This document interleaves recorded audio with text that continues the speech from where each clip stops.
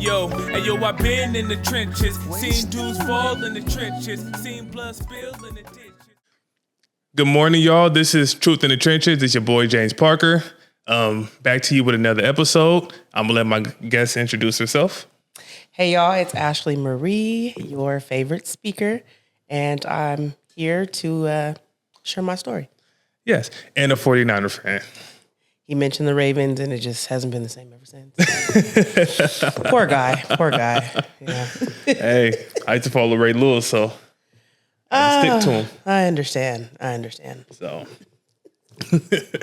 So we here today. Had a few conversations with her in the last few weeks, and we'll say it's coming from a rougher background, and surviving that trauma. Definitely. So we're gonna just kind of go back to the beginning. I'm gonna let you start where you want to start off. Okay. So basically, I grew up as one of those children who didn't have their parents, and it wasn't necessarily from them passing or anything. Yeah. Just situations were that way. And from a young child, I grew up around a lot of chaos, a lot of fighting, police. That was a regular thing to be in my house. And all of that stuff grew into me normalizing the trauma. So when my adult life came, I then started to have my own cycles of trauma. Yeah. And abuse that I had witnessed in the household, I myself started to have those type of relationships. So that led me to just cycles of abuse and trauma. And then, as you probably know, like, mental health is not something that is widely talked about, especially in the Black community. Nah. And not at all, right? So there was no outlets for those things, and that turned into anger. That anger then turned into me acting out, lashing out. And I'm not even knowing that it's anger, or like, I know that it's anger. I didn't know that it was pain. Mm-hmm. So that turned into me doing a lot of reckless things, a lot of reckless behavior, breaking a lot of laws, dealing with the wrong crowds, the wrong men. And that just got me to a point where it wasn't until I had my daughter that I had a reason to say, okay, as she was getting older, I was looking at her like everything that I do directly affects her. Yeah. And the cycle had to change. So that was like the basic start of when the change started to happen. Okay, so I'm gonna go back a little bit because your beginning sounds, similar to a lot of Black families in inner cities who trying to figure it out. Right. So I think when you said, I was thinking about even when I was a kid, normalizing, anything, domestic violence. Your dad or your uncle or the male getting frustrated, and the verbal abuse. Right. And if that's all you know, that's, to you, it seems like that's just how it's supposed to be. Yeah, and drugs. It's so crazy, right? How Black people in general, like our culture, we're so used to, like, everybody has at least that one auntie or uncle or grandpa or whoever who has addiction, who we've lived around and normalized it. Yeah. And one is being nice. That's like being... Yeah. Because you got the opens, then you got the ones in the closet. Right. And the ones that they go in their room at night when the kids are asleep and they're getting on. Yeah, that was a part of it as well. Like I also normalized it. Like I didn't know. And I ended up being in a relationship with someone for several years. I want to say on and off for like 7. Mm-hmm. And he ended up starting to do meth. Yeah. And it was the craziest thing. I was like, how did I end up with somebody who does drugs? Like, but it wasn't until I did like that inner work to see how I even attracted that. And thank God I'm away from it. But. Cool. And I'm gonna ask a question in here. If it's too much, you can say, whatever you need to say. Yeah. But do you mind talking a little bit more on, growing up as a kid? Yeah. I was often I was often alone because I didn't have my siblings. Well, I have like 19 siblings from my dad, but just like only me. Hold on, So- hold on. No exaggeration. And they know this too. 19? 19 from my dad. That's the ones we know about. Like, yeah. And I didn't grow up around them. Like one of them, my brother, like we were like probably the closest, but like I was like that kid that would just retreat, isolate, write poetry a lot, listen to music. And that was my, like, now I see it was like my self-soothing and my therapy for when all the chaos actually stopped.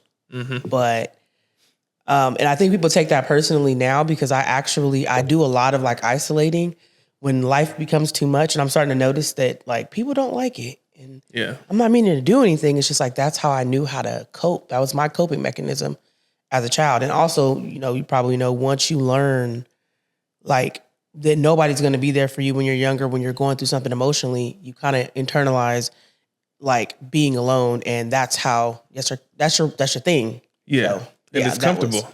Yeah. There'll be times where I'm the same way. I'm good at stepping away from everything. I'm comfortable there. Yeah. And then if people start trying to seek me out, that's where I get my anxiety. Me too. It's the same thing. It's like, and when I come out of that and I'm like, hey, I'm ready to like socialize, I'm ready to talk and text back And now. They're like, oh, but you weren't answering and this, that. And I've literally, like my cousin, she just got mad at me for that. And she was like, you know, when I'm calling you or when I'm texting you. And it's like, I don't know how to explain that. Like I sometimes have to retreat and it's not about anybody else. It's like being like, as a child, I didn't have any other outlets. I wasn't talking to people all the time. And there was no social media. Yeah. We didn't grow up with that. So. And it's probably a good thing too. Yeah. That probably, I would hate to be a kid in the social media world right now. Yeah. That probably would have made the anxiety worse. But yeah, as a child, it was a roller coaster for sure. Definitely. Yeah. But. So I don't want to assume, because like I said, it sounds similar to a lot of stories. So it's the drugs, domestic violence, just the abandonment issues. Yeah. That's something. And a lot of people have it and they don't even know it. Like they don't even know that like their background is where these things or how their background affects them. I feel fortunate to have that awareness and know that, hey, everything started and stemmed from things I went through as a child, from being emotionally neglected, from being, you know, just like not always having the embrace that I needed. And that, once again, it led me to making the choices in adulthood. I would be with people, friends, or relationships where people were not emotionally available for me because I didn't have that. And I think that really sucks. So now as a parent, also I look at it differently because looking at my childhood, I now see how much it affects my daughter, whatever happens.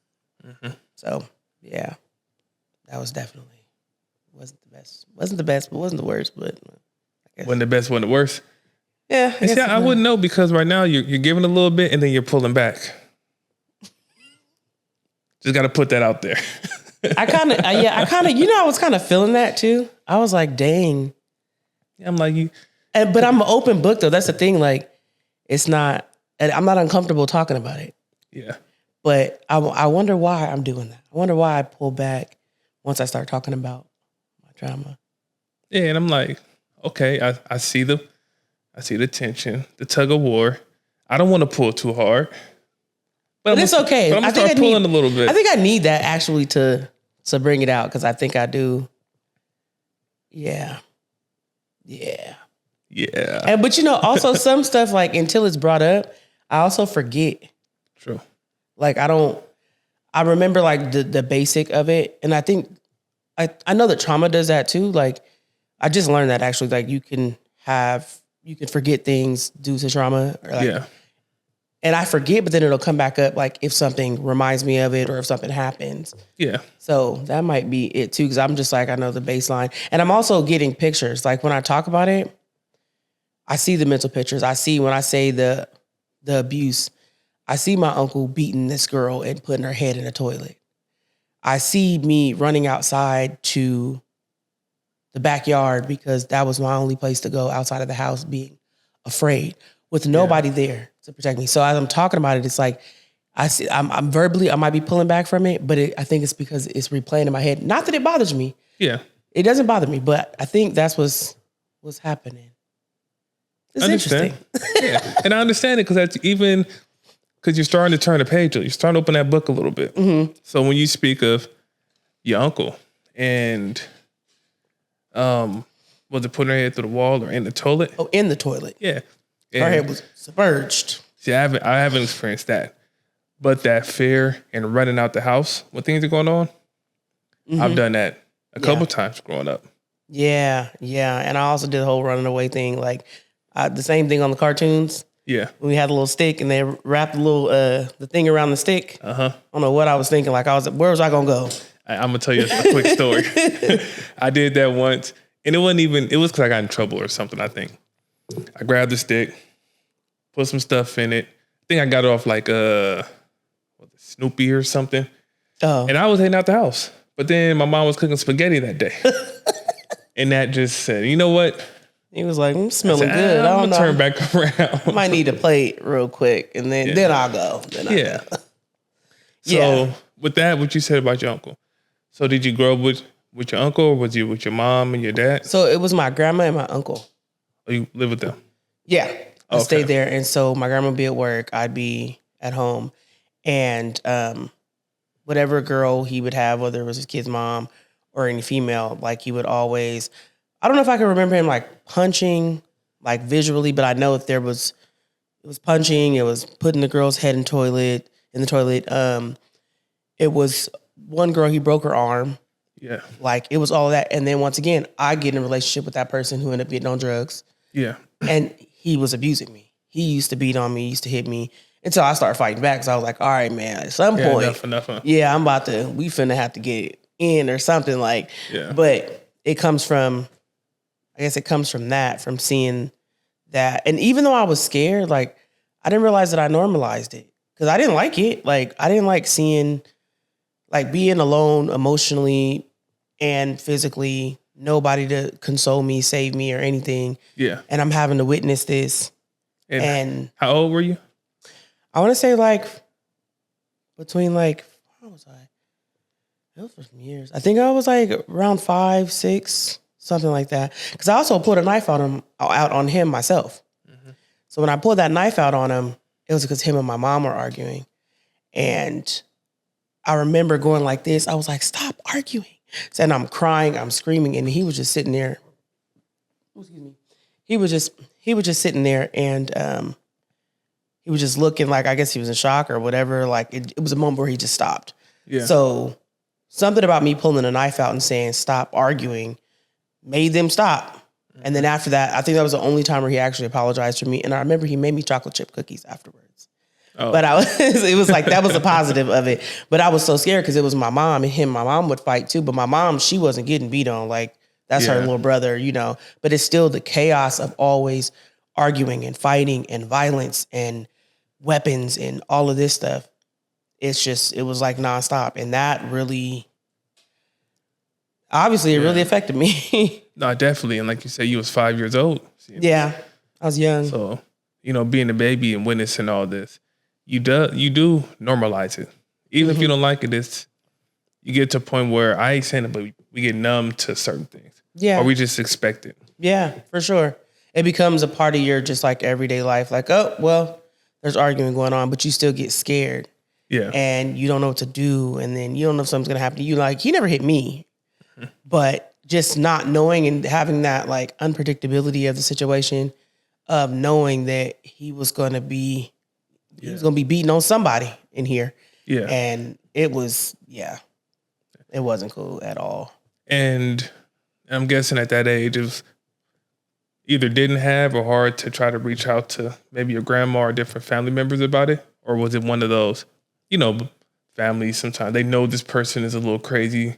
They just kind of accept it or let it be? I think it was one of those things where it was swept under the rug. Like extended family didn't know. Like to this day, my grandma tells me she didn't know because she was at work. And I believe her because like the times that were happened, she wouldn't be there.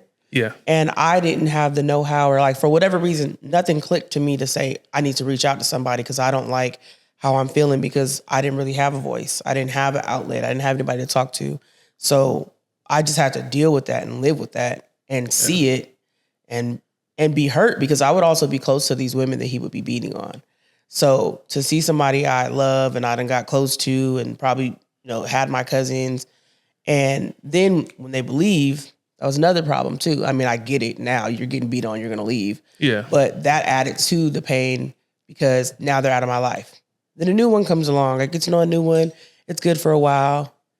He starts beating on her too.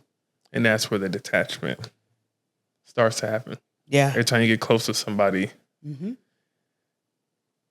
And they're beat them out gone. their life. Yeah. Out your life, I mean. Yeah. Yeah. He beat them all the way down the road to where they ain't coming back. So yeah. And what bothered me the most is how witnessing this violence as a child made me get into, or I don't want to say it made me, but it led me to normalizing it so much that I got into a relationship where man started putting his hands on me. Yeah. And I was the last person to expect that somebody was gonna touch me, and then I would stay and I wouldn't stab you. And I got a question about that. Because I know a few people, few women who've, witnessed, the violence, domestic violence, and they end up in a relationship and being, abused. And some of these women I know are strong women.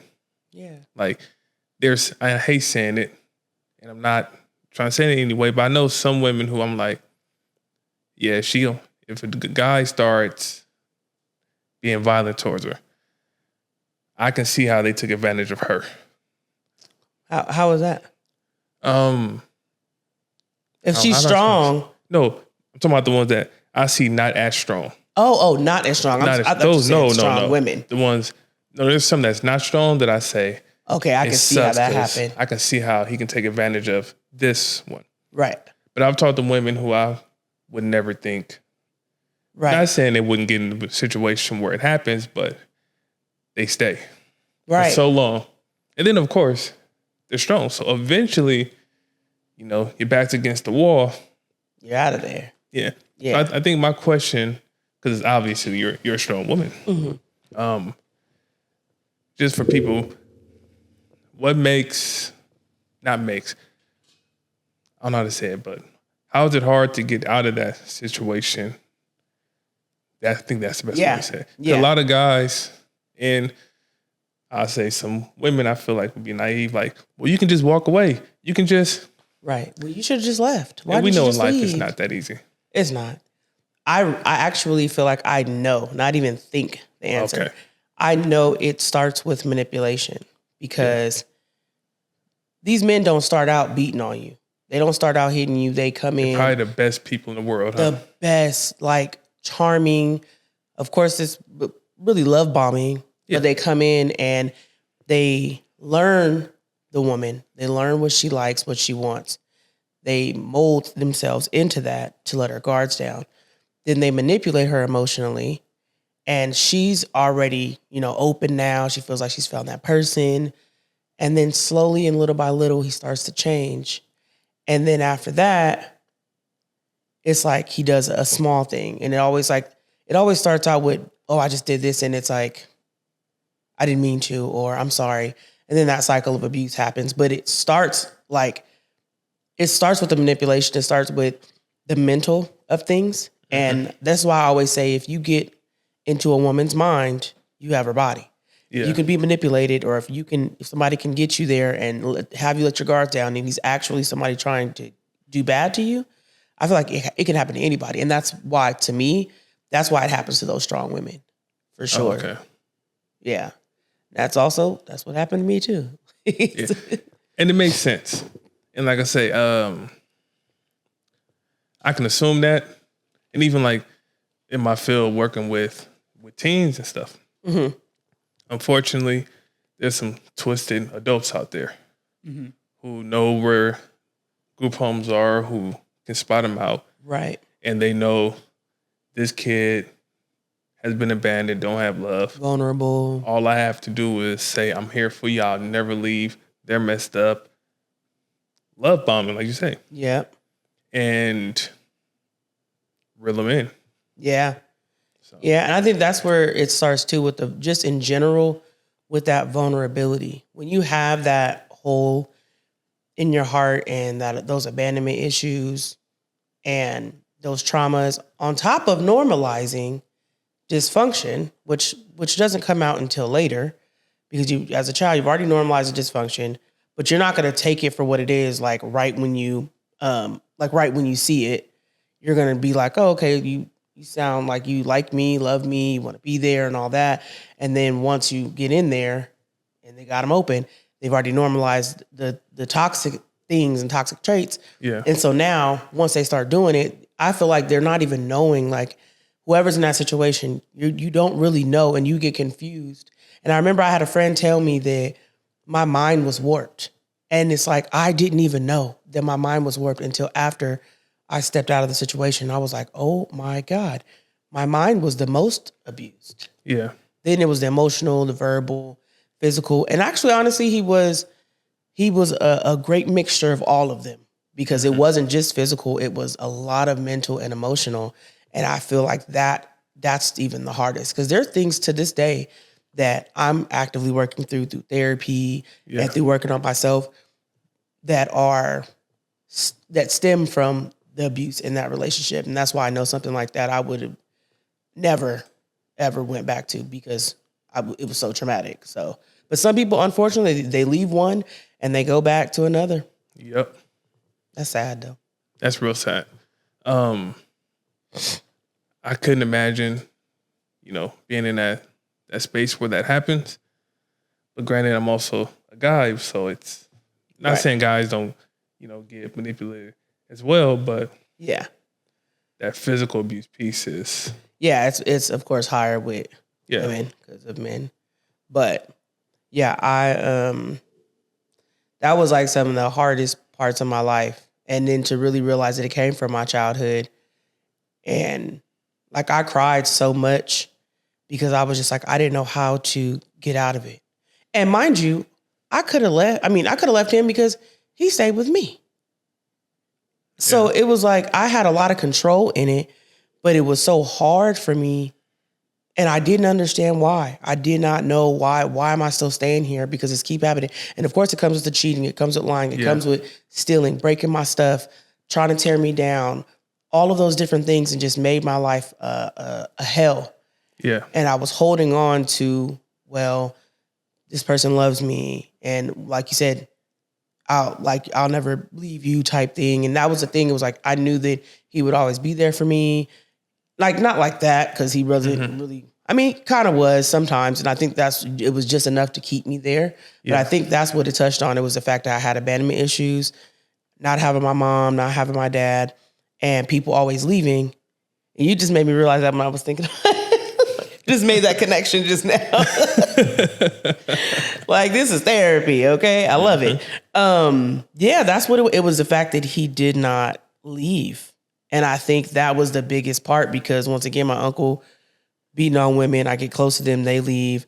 Parents, because what I was going through at the time, another reason why I didn't have him, because my grandma was having, my grandma, my mom, and my dad, but mainly my grandma and my mom, they were having a custody battle. So I was in and out of the courts. I was getting bounced around. And who? I'm sorry, the custody battle with, you said your grandma? My grandma, my mom, and my dad. So my dad had me for a little bit, but then went with my mom for a little bit. Then I went with my grandma, and then I ended up just staying with my grandma. And my mom just kind of was like, she couldn't really handle it anymore, and she left to Atlanta.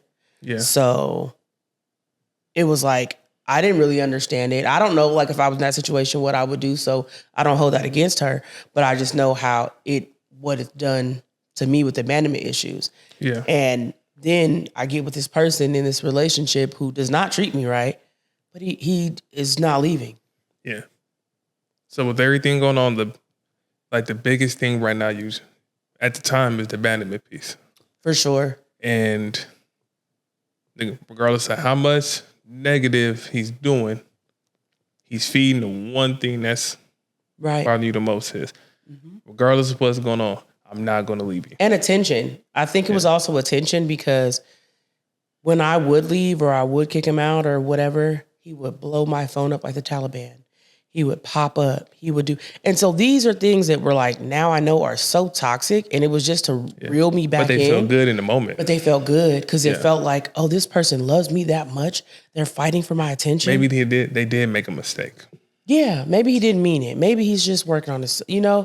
Yeah. But more of it all is, it was like you said, it was feeding that part of me that there was abandonment issues and there was issues with me feeling like I was important in somebody's life. And even though it was toxic, I think I felt good about that he was blowing me up all the time and doing it regardless of what he did. Yeah. It was like, he could have just broke my stuff, stole some money, and smacked me and punched me in the head or whatever. But because he's doing this, it's like, oh man.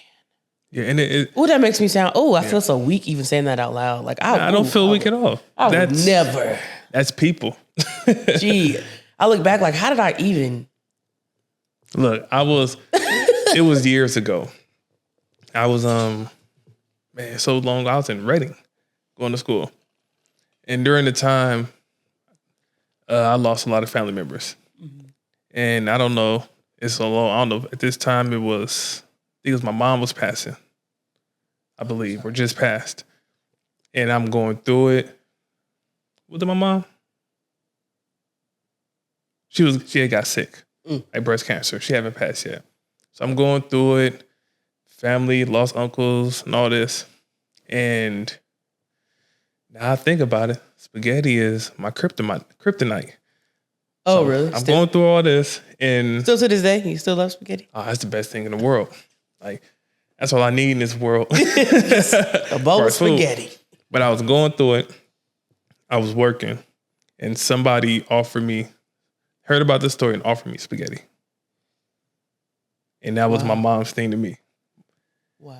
And probably the worst relationship I've ever been in my life. Dang. So I understand it.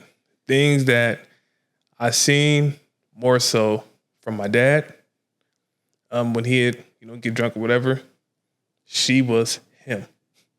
Oh. Like I said, I don't drink or nothing, so she'll get a little, granted, can't hurt me. Right. I'm big enough to stop that, but everything I said I never dealt with, I was dealing with. That's the same thing I did. Because the things she did right were things my mom or somebody would do. That's powerful. So that's what I'm saying. Like, don't feel weak. Yeah. Because that's exactly, I never even looked at it like that. Like, that's exactly what he did. Yeah. And I feel like it's even more so like when they learn, like an abusive person learns your story and studies you, and he is a narcissist. I don't know what he is today. I don't know nothing about where that man is at and don't care. Yeah. He's a ghost. Yeah, definitely a ghost. Yeah. And so I learned once I got to really, really know him throughout the years, I was like, he studied me. Yeah. He knew my weaknesses. He knew like all the stuff that I've been talking about, he knew that times 10 because I was like always going through it and he was there and I would talk to him about it. And in the beginning, he learned all these things and used it against me. Yeah. And reeled me in that way and showed me, okay, well, I can be this since you don't have it. Like, I'll give you this. But he's not saying it. He was just doing it. Yeah. He was just showing up in that way on purpose, but it wasn't to give genuine love. And looking back on the connection with when I was younger, it's like, dang, like normalizing all that stuff in my childhood probably led to that, definitely. Yeah. I didn't really realize how much that stuff affected me. And see, I think about stuff though, because I'm in therapy, and I'm proud to say I'm in therapy. I love therapy. And so it's like I even outside of therapy, I use everything as an opportunity to give myself like self-therapy as well. So even when I'm talking, it's like, dang, I just realized. Processing still. Yeah, like I just realized that's what was going on. That was that connection from my childhood and this. And I love that, honestly. Yeah. And I think that sucks when it comes to relationships. Because as soon as you open up, the person got the power to be a light or be something dark in your life. Mm-hmm. And that just Because you're going to know somebody if you're talking and you're being honest. We're not intentionally, but we're giving somebody ammo. Mm-hmm. We're trying to trust them with this information. Right. And unfortunately, there's people out there who, even if they don't think they're taking advantage in the moment, it's something in their brain that ain't really Yeah. They going know. right. Yeah. Yeah. And that's why for a while, like, even with friends, like, it got to a point where I'm like, I don't want to be close to anybody. I don't want to tell anybody anything. Yeah. Because I don't trust you won't use it against me. And I've actually gotten to it with a friend before who did the same thing and like went and once we fell out, everything that I divulged to you or you were there for, you went back and slandered my name using my trauma, not like my character, who I am today or dirty stuff I've done, like trauma from my upbringing. And that really and that can really bring like a whole issue of trust. Already having trust issues. I don't trust situations to be the same. I don't trust like things to like stay the way that they are, or like I'm always like I have attachment issues and all these things now that I'm learning that stem from my childhood. And I think I just brushed it off. So you just kind of swept under that rug that we talked about earlier. Yeah. And now at least you're in therapy and you doing something with it. Yeah, because before I was in therapy, I was acting out. I mean, I was looking down the barrel of a cop's gun because I was acting out. Yeah. And that in itself was traumatic as well, like because of the stuff that I was doing and trying to find like people that cared about me, and I was rolling with the wrong folks in Atlanta. Yeah. And doing stuff I wasn't supposed to do that led the police to come and had the police have that barrel to my head. And it's like something I just can never forget. But it's all coming from all the things I went through as a child. I didn't have no way of getting it out, or I didn't know how to get it out, or I didn't know that it needed to come out. And I'm getting it out through all these different ways that just didn't work for me. Mm-hmm. And that's why today, I like the transformation. I'm so big on the transformation. The whole mindset thing is so big to me because of that. Because my mindset was ruined by my trauma. Yeah. And that part, I don't even know that people, especially from, like you said, Black communities, even know that there's a connection there with trauma and the mindset that you walk into life with, and that therefore making the decisions that you make that work against you because you're still working from a place of pain. I was working from a place of pain for a long time because I experienced so much of it. I was just like, didn't know it was there. Yeah. So yeah. That's good. And I'm happy for you working through it and connecting it, and not just doing it in therapy, but in your everyday walk. Even this conversation with things coming up, still processing and not just putting it on timeout for the hour or 59 minutes that you do, you know? Right. Yeah, well, Kaiser is 30. Oh, 30. Oh, man. 30 minutes. But hey, she's great. But like, what am I? 30 minutes, girl, I need to lay on the couch. Yeah, exactly. So I do want to go back a little bit. The relationship. He basically caught you in a vulnerable space. You opened up and he took advantage of that. Yeah. So what was the turning point where you said, enough's enough? Meth.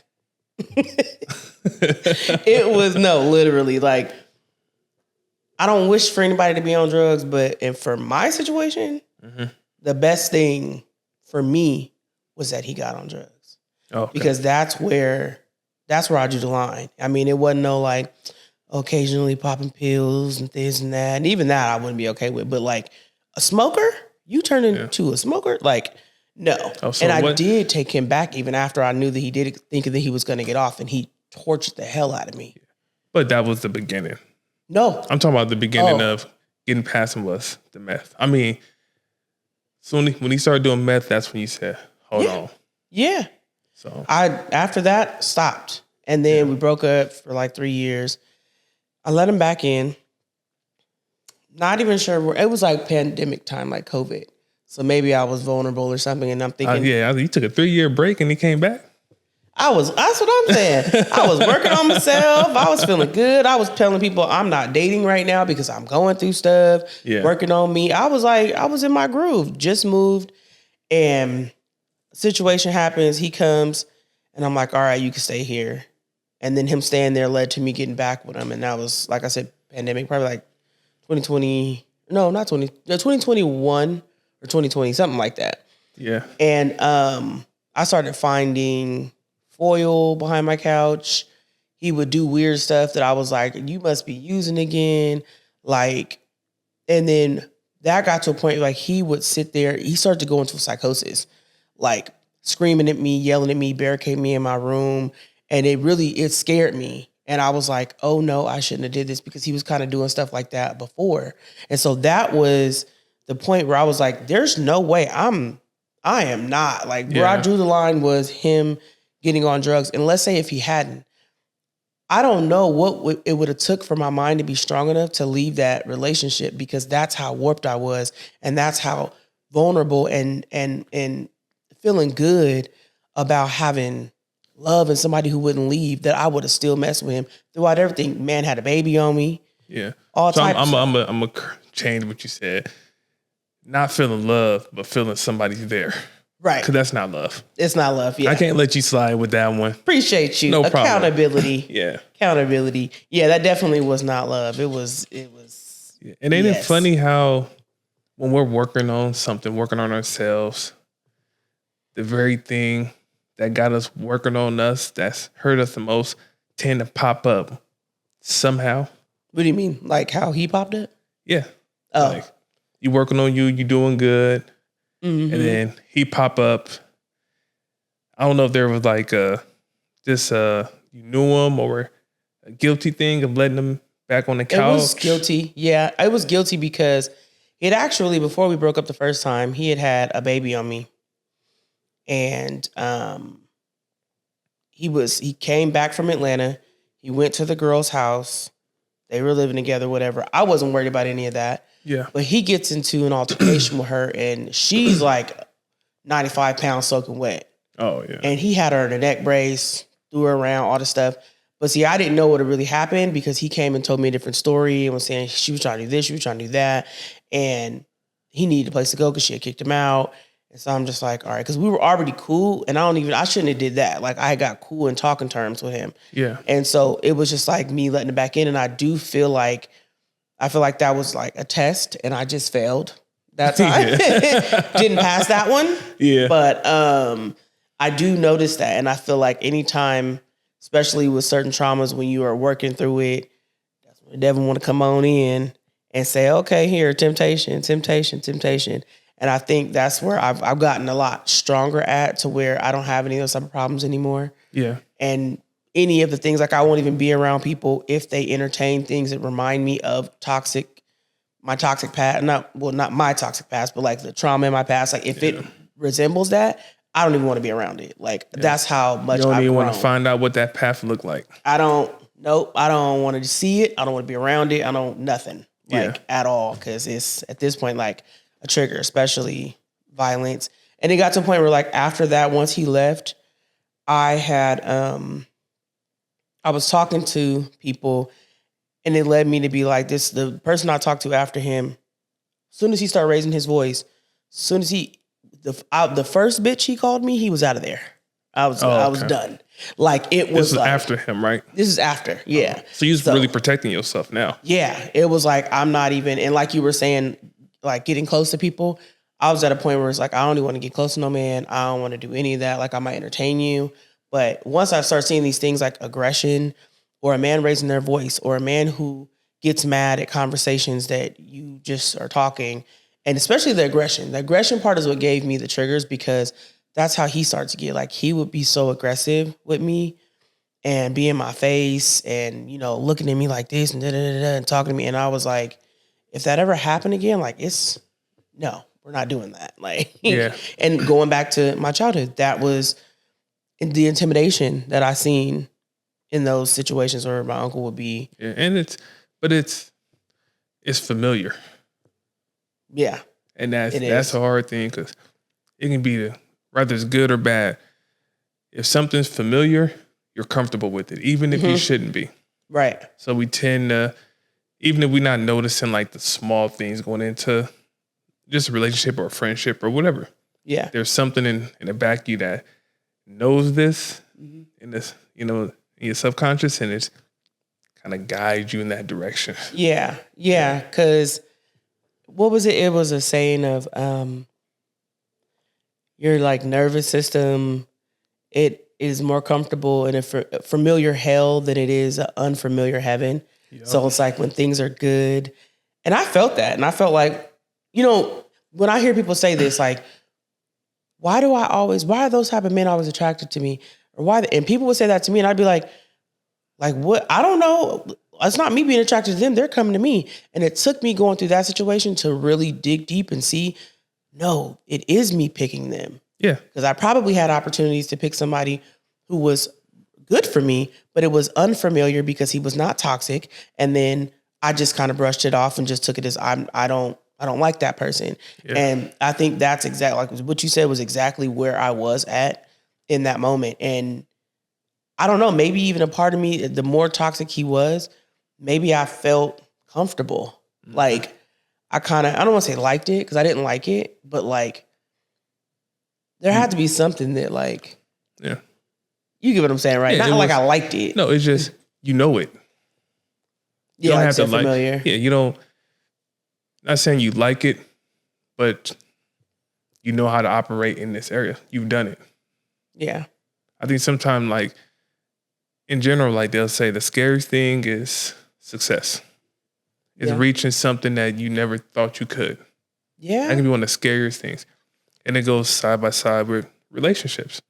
If all you know is negative relationships, verbal aggression, physical, and somebody come out the blue in the total opposite of that, I think that'll freak anybody out. Yeah. You'd be like, what? What's going on? And the crazy thing is that's what would make me be like, what? You have ulterior motives? Or yeah. But then the toxic person, like, oh, he really likes me. Mm-hmm. Like, no. That's why he's acting this way. Yeah, absolutely not. Like, yeah, but I see like the social media, and I got a big family. They say the only ones who like me are these ones. Only, I tell them, nah, you just only looking in this direction. Right. Because that's the familiar. If you turn your head this way, there's some other people who like you over here as well. Right. If you look straight ahead, there's somebody liking you there. Yeah. The only problem is these ones look a certain way and talk a certain way. These ones, hey, saying it, might be the Walmart employee. Right. Right. Might be somewhere selling dope or something. This one might be in school. And you know how we are? This one might be dressed in a way that you don't look at. Right. He might be too sharp and it's just like, oh, he is square. Yeah. Like that part.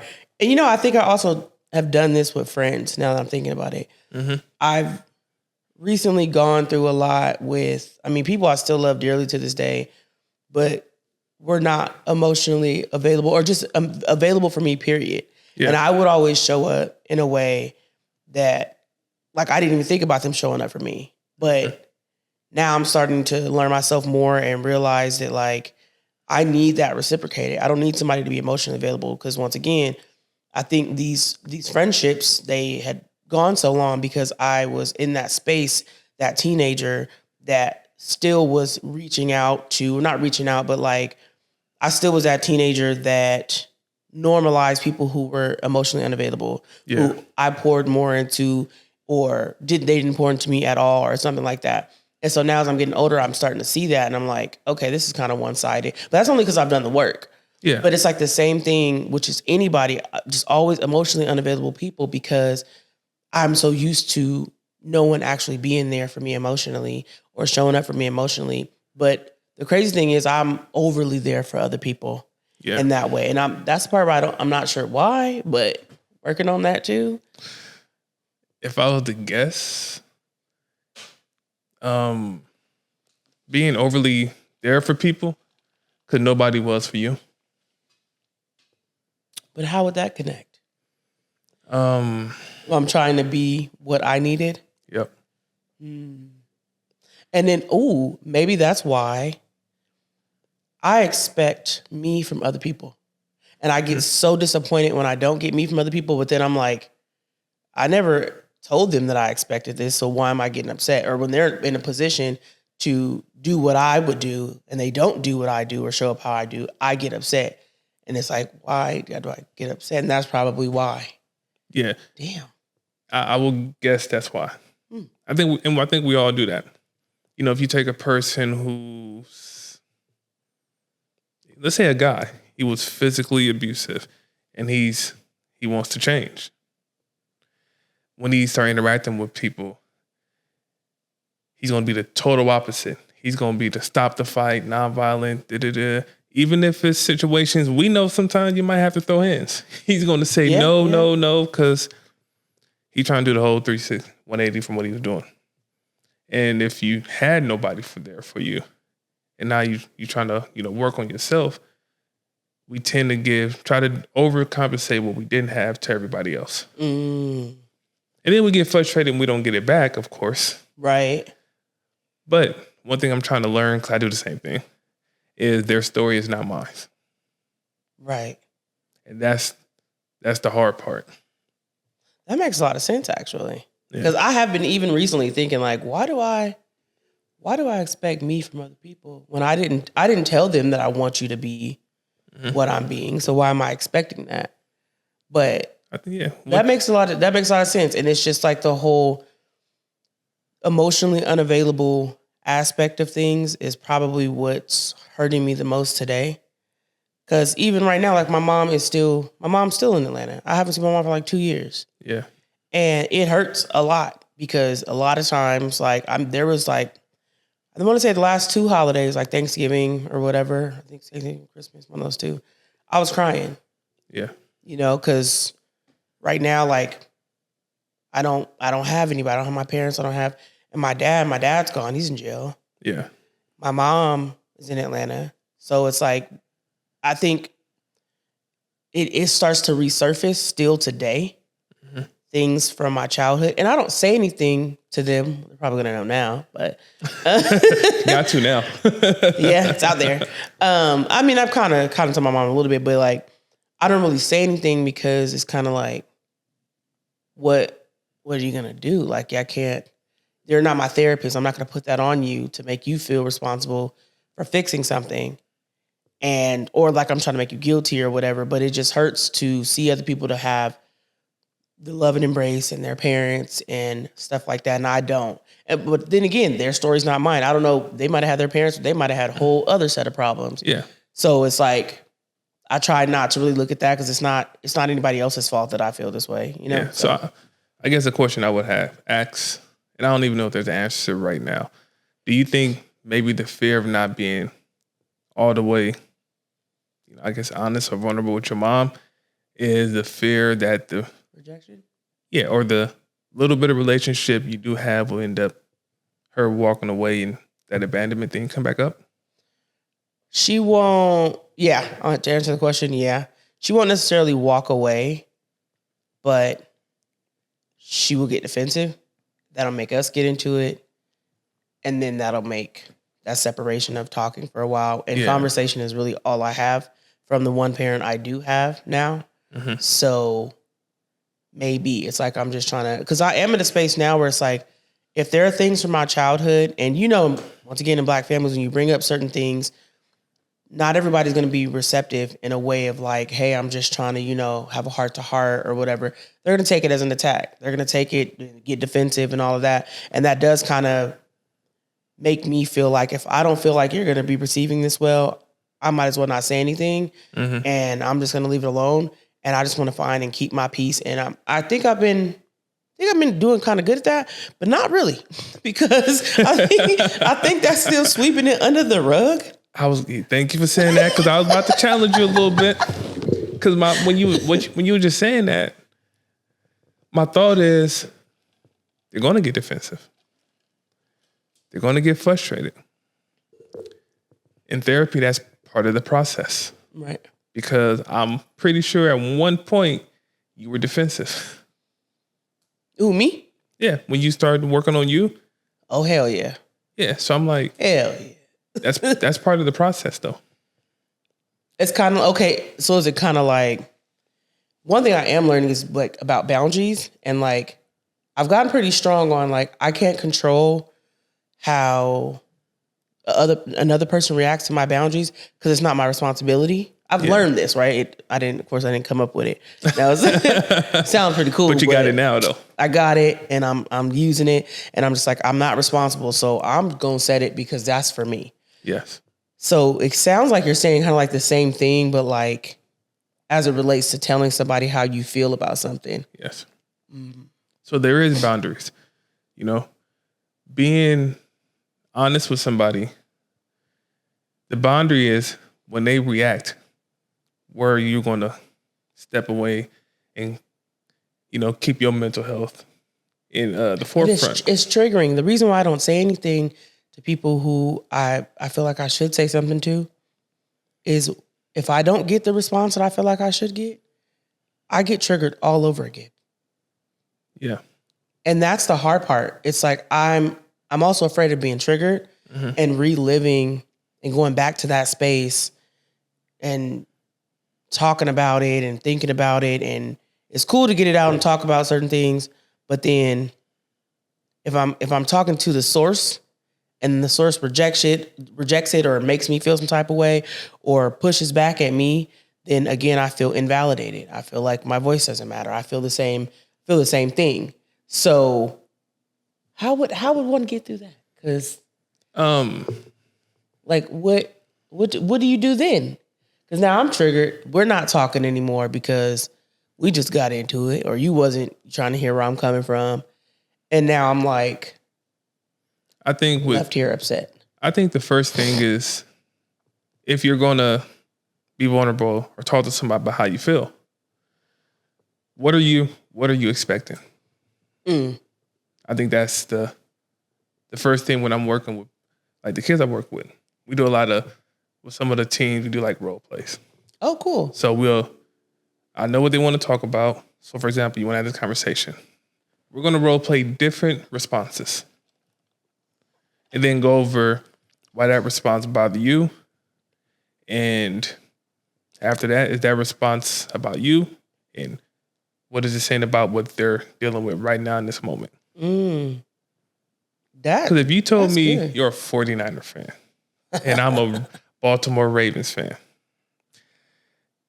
I can get frustrated. But why am I? So it's more so like examining your emotion and your reaction to whatever just happened. Yes. But then once you examine it, what do you examine it for? Like, is it... Then it's... To just see where you're at or see the why, like find the why of it? Yeah, if I'm telling you you're going to talk to somebody, and in these scenarios, you're going to explode. Okay, we're not going to do that yet. You're not ready. Oh, okay. Because so if I'm going to cuss them out, then I ain't ready? Yes.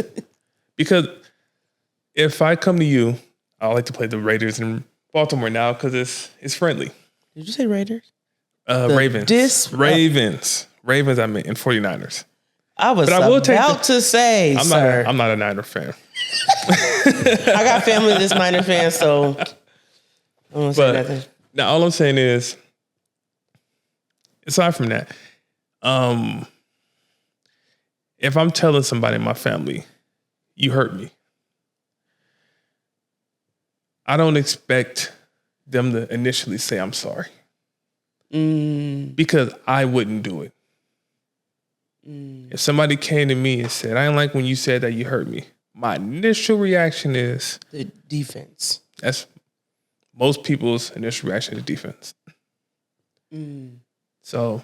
That makes a lot of sense. Yeah. So that would actually help because I think that's what stops me from having conversations that probably get me further in healing, especially conversations about what I've gone through when I was younger. Like I know when I bring it up to my grandma, like about my uncle, she gets mad and she gets defensive. And I'm like, hey, like you can't tell me what my reality is. But then I find myself more so going back and forth because I'm like, he was beating on these women. That's what it was. And see, why are you not just accepting what I'm saying in my experience? And this would be the challenge. That was your reality, right? Absolutely. What is she living with that? that makes her so defensive that she can't talk about it? What's her reality? Mm. And I think that's the hard part in relationships. And I was talking to somebody, is when I'm frustrated, it's hard for me to be frustrated and really consider the other person's feelings and what they're going through. Yeah. It's In hard that to step moment, outside of your own emotions. It's so hard to. Right. And I think that's the key to any relationship. I can tell you something out of my own. I feel you did this to me. You threw the 49er flag in my face to get me mad. I may not be thinking that, and during the game, your team scored and you just got excited. Had nothing to do with what I did. So, and I would think with your grandma, and it's similar because, my foster kid dealt with some stuff and her grandma kind of responds a certain way. Like defensive on the defense, yeah. Yeah.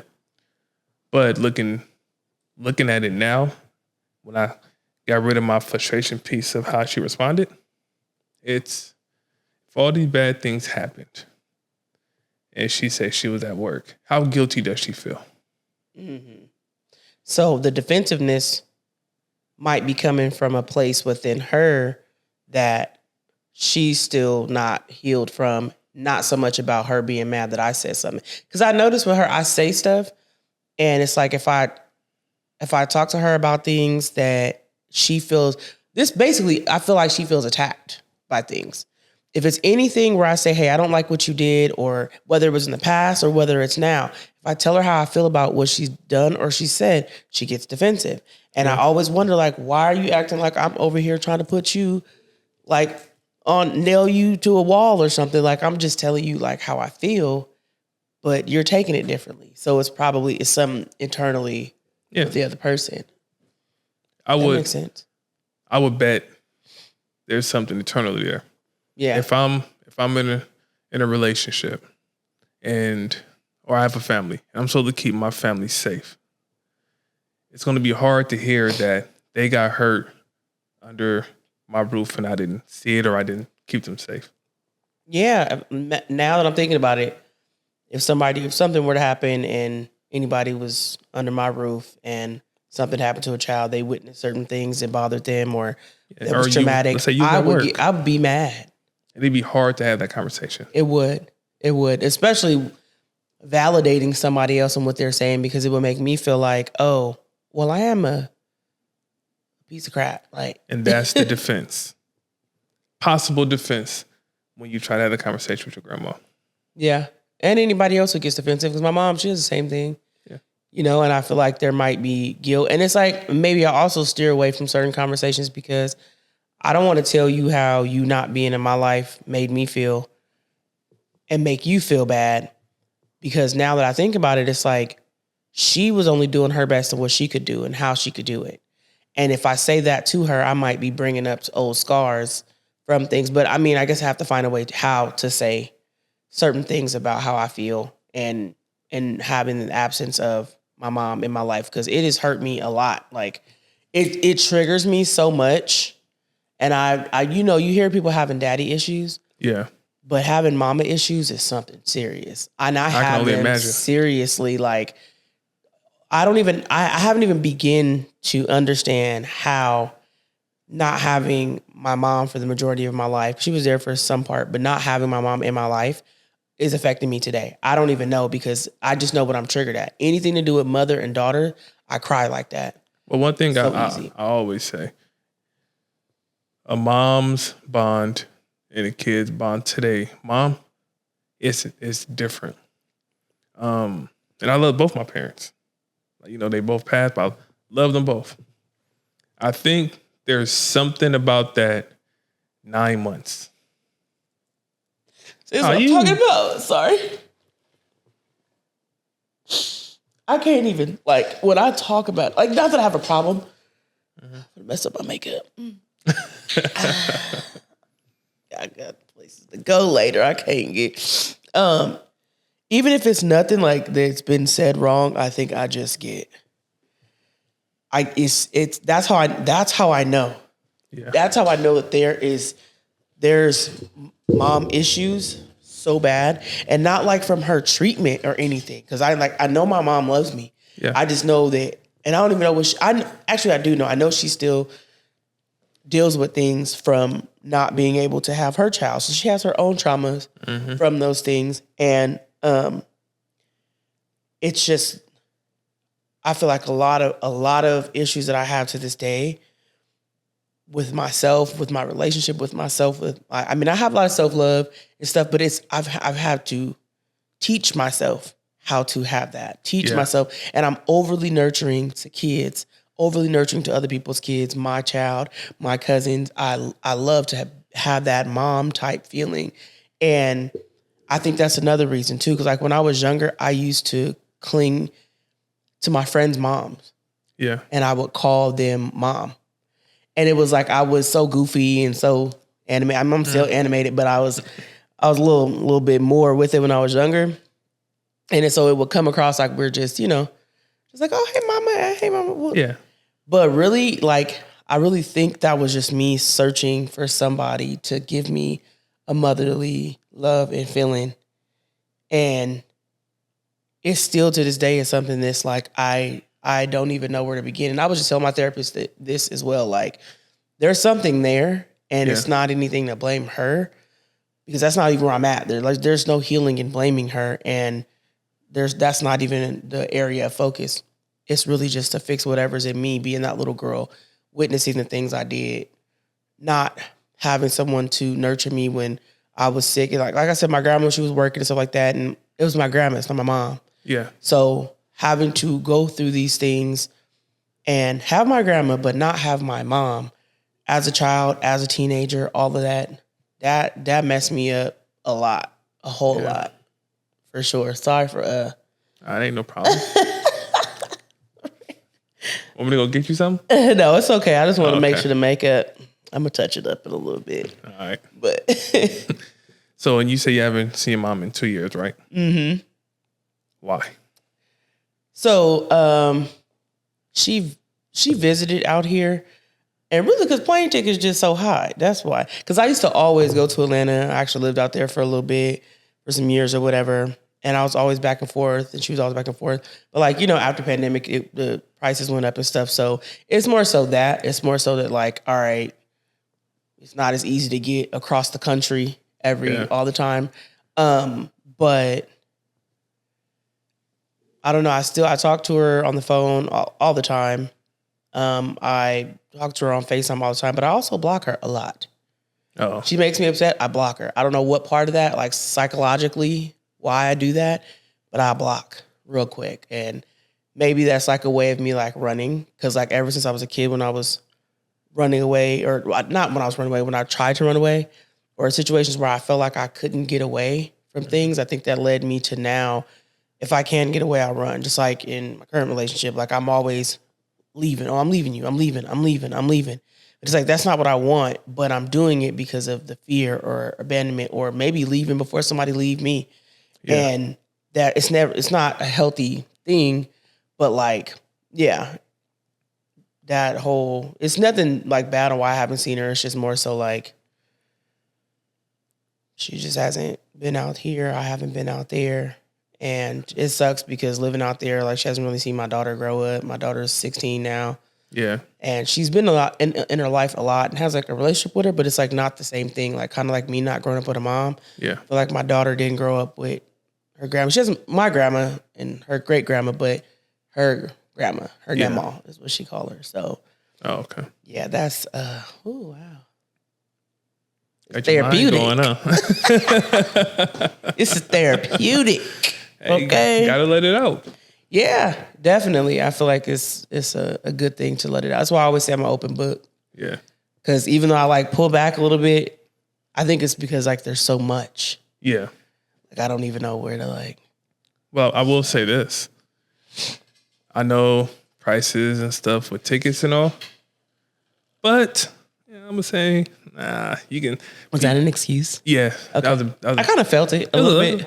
It was kind of bad excuse in my opinion. It's like you could save up. Yeah. Yeah, I'm like you could save, because I'm pretty sure we all in the last 2 years spent money on things that we didn't need that could have went towards.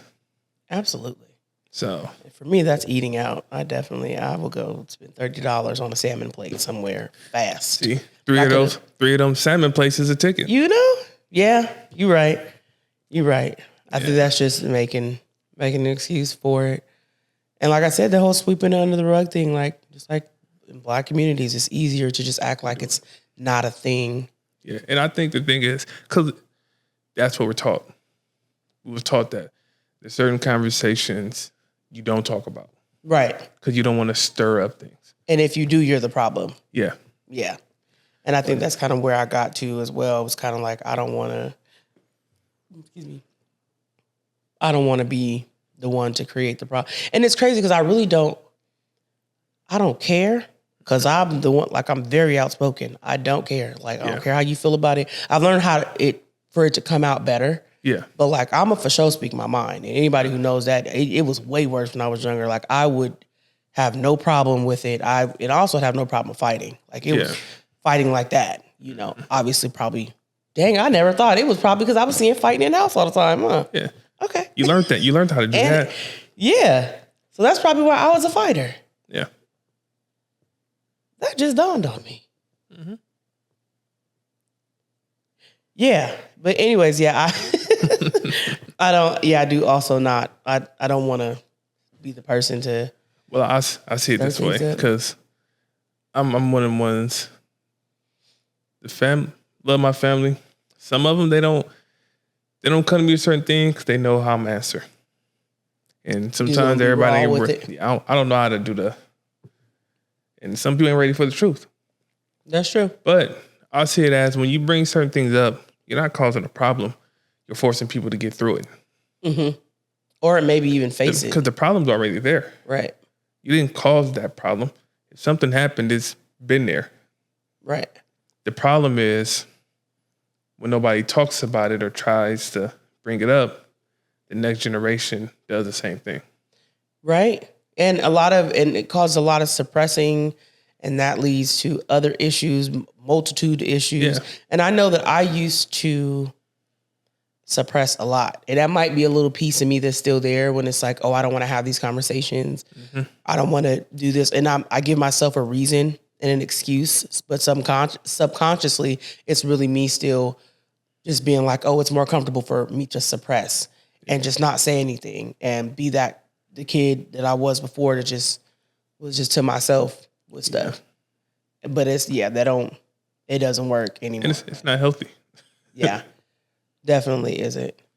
So I think one thing I try to work on, I think people in general is not saying it. I focus on how I say it now. Right, the delivery. Because I say it in a way where after I said them, shoot, they ain't gonna receive that. Because I'll be like, dang, that was kind of raw right there. Like, that's a little too much. Right. Because everybody got feelings. And that's True. what, when I'm talking, especially when I'm worked up, I got to remember, like, if I want to be heard, I have to worry about more than just my feelings in this moment. Yeah. I've actually gotten really good at that because arguing with something in my household and within my family that was communication. Yeah. And now to this day, I do not argue. I do not like arguing. Now, I used to.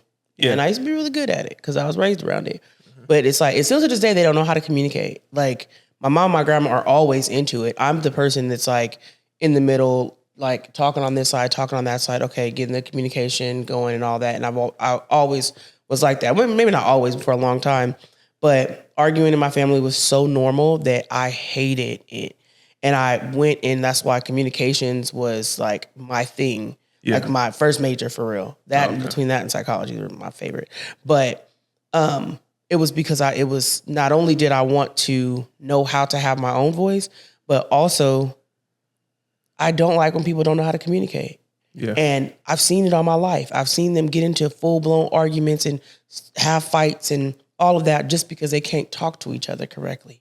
Mm-hmm. So normalizing that was something that I did as well, just arguing all the time or going back and forth. And now it's something that irks my soul. Like as soon as I feel that adrenaline rush from an argument, I can't even do it. And it's probably why I always wanted to fight too. Because I never argue. Like with girls, I'm not about to argue with you. Yeah.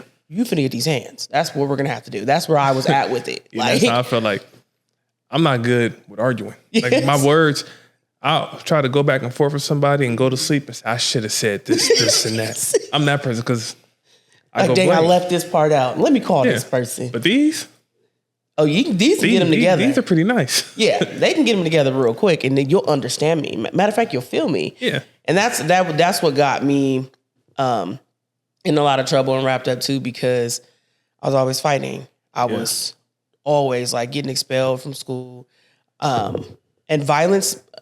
Now like I said, now I'm seeing the correlation between violence in my household and how violent I was. I had stabbed this boy with a box cutter when I went to Grant, and I hid it so they didn't take me to jail, but I had got suspended. And I remember being not suspended. I got expelled from Grant after I got expelled from the Thomas. And I remember seeing his arm in the principal's office, and it was all wrapped up. And there was something in my mind where I was like, he being extra. Wasn't that bad. But I really cut him up good. And it was like when I would fight or when I would use a weapon or whatever, I would just feel this release. It would feel like cool. And arguing like a little bit here and there, maybe with a boyfriend or something, because I wasn't, put my hands on men. But like that would feel like a release as well. Like I argue, but it's just like all of that pent up anger from my childhood, from the things that I witnessed, made me very, very violent. And I liked it. And now I'm like completely opposite. Yeah. I'm a little angel now. Okay, that was a stretch. I was gonna say, a little stretch. Yeah, a little stretch. Okay, got it. But you got to keep that fight in you. Yeah. We use it way. for a positive now. Right. Yeah.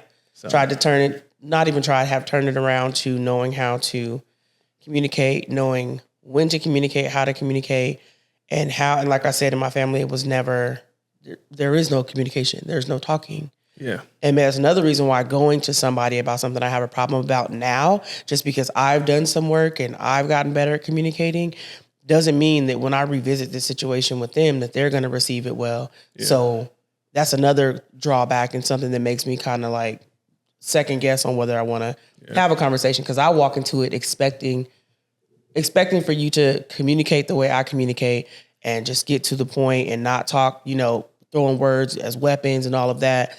But it's a 50-50 on whether that'll happen. Yeah, well, I'm gonna tell you, most of the time it ain't gonna happen. I'm gonna put it out there. Is that truth that? Yeah, that's that truth. They just got to be honest. Mm-hmm.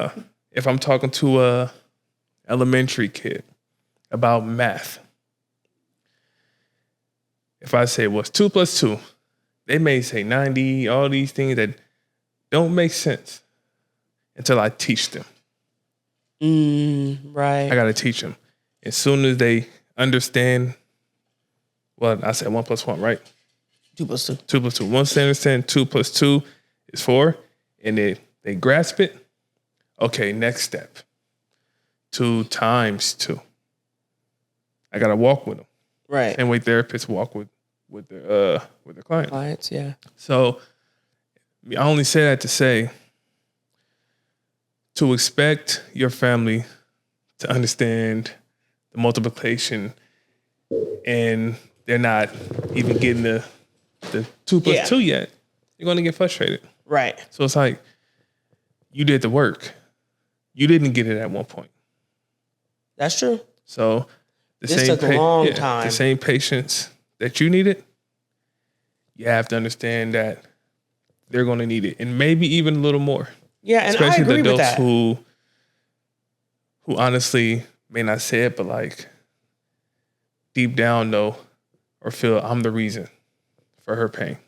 Yeah, I agree with that, because I have noticed that as I have these conversations with my mom and my grandma, like they can't communicate with each other for anything. So I've let that one go. Yeah. But with me, over time, as I've grown and I've shown them how I would like to communicate and how I feel like I have to lead, like start out with giving you respect and showing you that, hey, I can say something without attacking, or I'm not going to raise my voice.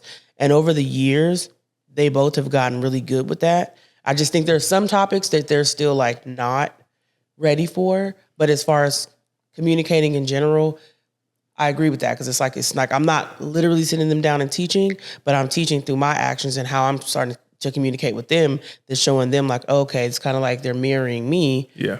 Because they see that, all right, there's no harm in this. I don't have to be on the defense. Or it's at a point where they've even apologized for some things. And especially my mom, we talked a lot about certain things. And she'll get to the point where sometimes she still gets defensive, but she'll like apologize. Or if I didn't mean to make you feel that way, but if you felt that way, I'm sorry, and this, that. And I've also learned to really verbalize what I need. Yeah. How I need for you to show up in a conversation or just show up for me, period. And that was something as a child I couldn't do. Yeah. I mean, I guess I could, but I didn't have the know-how on how to tell people how to show up for me or what I needed to feel safe or what I needed to feel like emotionally there. I just went with it and normalized it and just went along with it. And so that's why I think, speaking and doing the work that I do now and all of that is deeply rooted in the purpose of me having a voice and having the growth and showing other people that they can do the same thing no matter what you've gone through. Like you can still come out of that no matter what bad decisions you've made, no matter what other people have said you were going to be or whatever happened, because I've been through all of those things. I made a lot of decisions that I'm not proud of. A lot of stuff has been said to me in abusive situations about me or where I would actually be going or what I'll be doing. And it's like, I had to get past that. But it really just started with the work and with the communication and knowing even how to show up myself and just show up and tell myself what my needs are and then lead with that. So far it's working. That's what's up. And as we start to wrap up, time flies. It's been over an hour. Oh, wow. I want to first, you have your brand. Yes. So I want you to talk about it. Yes. So I have Mindset Marie. That's me, my personal brand.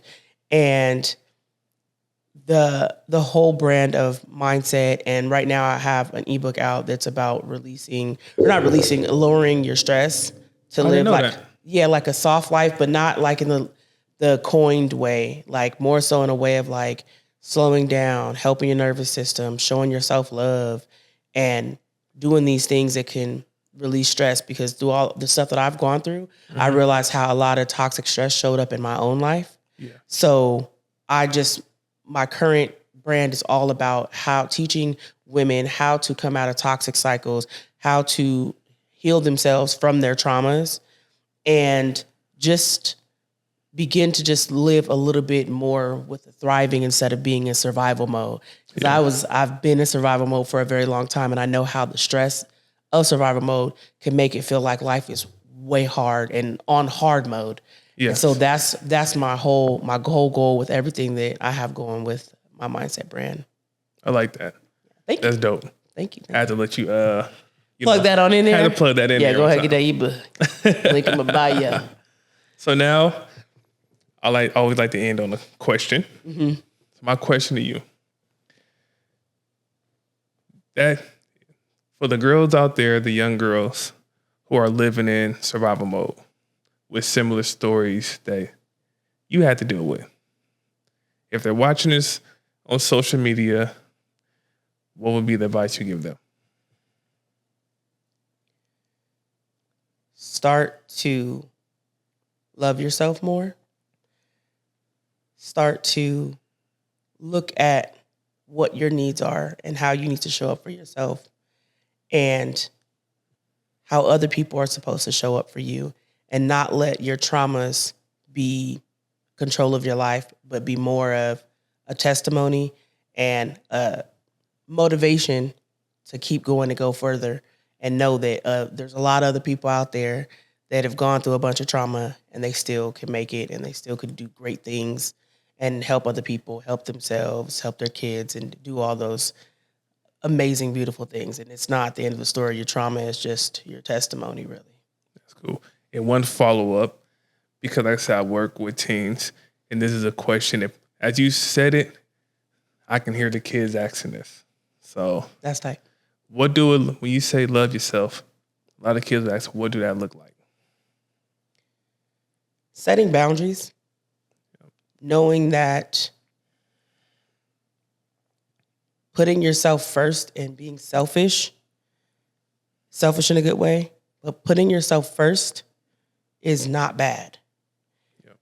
That's what it looks like. It looks like setting boundaries, understanding that you have to put you first and take care of you and show yourself, even romanticizing a morning routine or eating healthy, working out. All of these things contribute to loving yourself and making yourself a better version of you. So anything that makes you feel good, and also finding hobbies, all of those things fall under that umbrella. I like that. I'm gonna have to make sure I take this clip and Yeah. make sure they see that. Yes, that'd be tight. That'd One be thing, so cool. when I was a kid, my dad would tell me, I didn't get it when I was younger, but he always said, love yourself better than you love yourself. And I keep telling myself, I'm gonna make a shirt one day with that. And I never understood it at first, but Now as you I'm get getting it. older, I'm starting to get it. For sure. And definitely another thing is, for any young woman who is looking for love from someone else, you first have to love yourself. You have to love yourself the way that you want somebody to love you and more. And that's what it made me think of. You have to love yourself better than what you want somebody else to love you, because going out and looking for love outside of you is not how you're going to find it. You're going to find it by taking care of you. Yep. And that's exactly what I take now that I got older, that my dad was saying. Yeah. So Yeah. this was a cool episode. Yeah, this was. You know you're gonna have to come back, right? For sure. If you don't have me back, I'll take it personally, actually. Nah. And look, if I wasn't gonna have you back, I'd just be like, you know what? Look, see you later. It's been cool. Yeah. That's it. But definitely, I'm definitely down for coming back, for sure. Yes, and I enjoy the time here, and I definitely appreciate your time, and also giving you credit, your insight. It is so valuable. I appreciate that. Definitely valuable. So thank you. And hearing that is what motivates me to keep going. Absolutely. I say if I'm not helping or putting something out there that's positive, I don't want to do it. Well, you did it, brother. I appreciate that. All right. All right, y'all. This is James, Truth in the Trenches. Any final words? Love yourself. Love yourself better than you love yourself. That part. And y'all have a good day.